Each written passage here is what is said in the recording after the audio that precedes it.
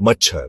ये छोटे छोटे भिनभिनाने वाले कीड़े पूरी दुनिया में अपने कष्टदायक काटने और कई बीमारियों के वाहक होने के लिए बदनाम हैं।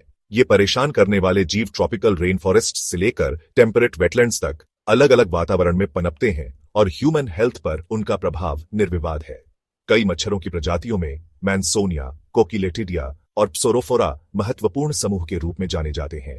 इन मच्छरों में यूनिक एडेप्टेशंस, बिहेवियर्स और डिजीज ट्रांसमिशन कैपेबिलिटीज होती हैं जिन पर हमें ध्यान देने की जरूरत है। इनकी बायोलॉजी, मेडिकल इंपॉर्टेंस और कंट्रोल मेथड्स को समझना ह्यूमन पॉपुलेशंस पर उनके प्रभाव को कम करने और पब्लिक हेल्थ को बढ़ावा देने के लिए बहुत जरूरी है। इस ऐसे में हम इन मच्छरों की प्रजातियों की फैसिनेटिंग दुनिया में जाएंगे। हम उनके एक्सटर्नल मॉर्फोलॉजी के बारे में जानेंगे, उनके मेडिकल सिग्निफिकेंस को समझेंगे और उनसे होने वाले खतरों को कम करने के लिए प्रैक्टिकल कंट्रोल मेजर्स पर चर्चा करेंगे। मच्छरों की बायोलॉजी और कंट्रोल की पेचीदगियों को पूरी तरह से समझने के लिए सबसे पहले उनके एक्सटर्नल एनाटॉमी को समझना जरूरी है। अपने छोटे आकार के बावजूद मच्छरों के शरीर की संरचना कॉम्प्लेक्स होती है, जो उन्हें प्रभावी ढंग से उड़ने, खाने और प्रजनन करने में सक्षम बनाती है। मच्छर का शरीर 3 मुख्य भागों में बंटा होता है: हेड, थोरैक्स और एब्डोमेन। हेड में सेंसरी ऑर्गन्स होते हैं, जिनमें गंध का पता लगाने के लिए एंटेने और देखने के लिए कंपाउंड आइज शामिल हैं। हेड पर सबसे प्रमुख विशेषता प्रोबॉसिस होती है, जो खाने के लिए इस्तेमाल की जाने वाली एक लंबी सुई जैसी संरचना होती है। थोरैक्स से 3 जोड़ी पैर और 1 जोड़ी पंख जुड़े होते हैं। पैर सेंसरी हेयर से ढके होते हैं, जो कंपन और हवा की धाराओं में बदलाव का पता लगाते हैं, जिससे होस्ट का पता लगाने में मदद मिलती है। स्केल्स से ढके पंख मच्छर को हवा में उड़ाते हैं। अंत में एब्डोमेन में मच्छर के पाचन और प्रजनन अंग होते हैं। शरीर के प्रत्येक अंग की संरचना और कार्य को समझना यह समझने के लिए आवश्यक है कि मच्छर अपने एनवायरनमेंट के साथ कैसे इंटरैक्ट करते हैं और बीमारियों को कैसे फैलाते हैं। मैंसोनिया मच्छरों का एक समूह है जो जलीय वातावरण के लिए अपने यूनिक एडेप्टेशंस के लिए जाना जाता है। ज्यादातर मच्छरों की प्रजातियों के विपरीत, जो पानी की सतह पर अपने अंडे देते हैं, मैंसोनिया के लार्वा खुद को जलीय पौधों से जोड़ लेते हैं। वे ऐसा स्पेशलाइज्ड ब्रीथिंग स्ट्रक्चर्स का उपयोग करते हैं जो ऑक्सीजन प्राप्त करने के लिए पौधे के टिश्यू में छेद कर देते हैं। यह एडेप्टेशन मैंसोनिया के लार्वा को कम ऑक्सीजन लेवल्स वाले हैबिटेट्स जैसे दलदल, मार्शेस और चावल के खेतों में पनपने देता है। वयस्क मैंसोनिया मच्छर अग्रेसिव बाइटर्स होते हैं और अक्सर ब्लड मील्स की तलाश में अपने ब्रीडिंग साइट्स से लंबी दूरी तय करते हैं। वे कई बीमारियों के महत्वपूर्ण वाहक हैं, जिनमें ब्रूजियन फिलारियासिस भी शामिल है, जो एक डिबिलिटेटिंग पैरासिटिक इन्फेक्शन है जिससे हाथीपांव हो सकता है। मैंसोनिया मच्छरों का कंट्रोल उनके यूनिक ब्रीडिंग हैबिट्स और व्यापक रूप से फैलने की उनकी क्षमता के कारण चुनौतीपूर्ण है।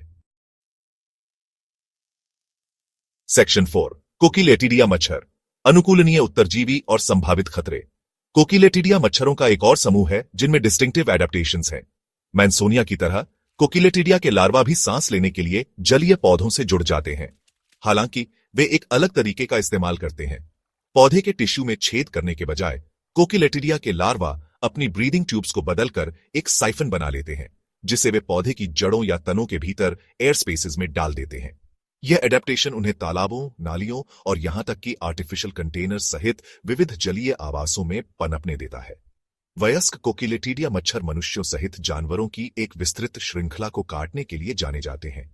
वे West Nile virus, Saint Louis encephalitis virus और ईस्टर्न इक्वाइन एन्सेफेलाइटिस वायरस सहित कई वायरस के संचरण में शामिल रहे हैं। अलग अलग वातावरणों के अनुकूल होने की उनकी क्षमता और उनकी वाइड होस्ट रेंज उन्हें इमर्जिंग इन्फेक्शियस डिजीजेस के संभावित वाहक बनाती है। सेक्शन 5, प्सोरोफोरा मच्छर, आक्रामक काटने वाले और रोग के वाहक। प्सोरोफोरा मच्छरों का एक विविध समूह है जो दुनिया भर में पाए जाते हैं। अक्सर ऐसे क्षेत्रों में जहां बहुत अधिक बारिश होती है। वे अपने बड़े आकार, एग्रेसिव बाइटिंग बिहेवियर और दर्दनाक काटने के लिए जाने जाते हैं। प्सोरोफोरा के लार्वा आमतौर पर पानी के अस्थायी पूल्स जैसे फ्लड प्लेन्स, डिचेस और टायर ट्रैक्स में विकसित होते हैं।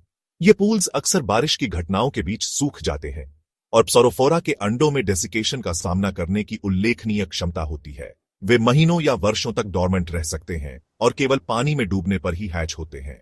यह एडेप्टेशन प्सोरोफोरा मच्छरों को नए हैबिटेट्स को तेजी से कॉलोनाइज करने और इफेमरल ब्रीडिंग साइट्स का फायदा उठाने की अनुमति देता है।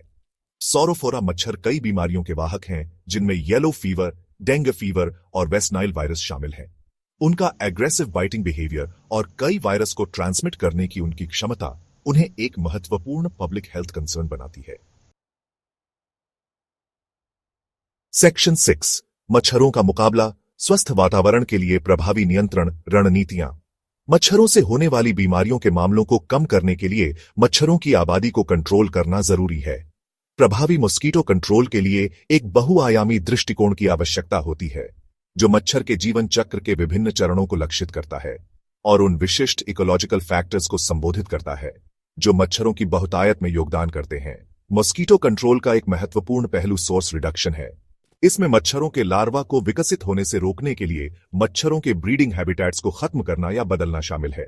यह विभिन्न तरीकों से प्राप्त किया जा सकता है, जैसे घरों और व्यवसायों के आसपास से रुके हुए पानी को हटाना, उचित जल निकासी सुनिश्चित करने के लिए गटर्स और डाउनस्पाउट्स की सफाई करना और घरों के आंगन में पानी जमा करने वाले निचले इलाकों को भरना। लार्विसाइडिंग, मच्छरों के लार्वा को मारने के लिए पानी के बॉडीज में इंसेक्टिसाइड्स का प्रयोग एक और प्रभावी कंट्रोल स्ट्रैटेजी है। लार्विसाइड्स सबसे प्रभावी होते हैं जब उन्हें ब्रीडिंग साइट्स पर लगाया जाता है, जहां मच्छरों के लार्वा कॉन्सेंट्रेटेड होते हैं।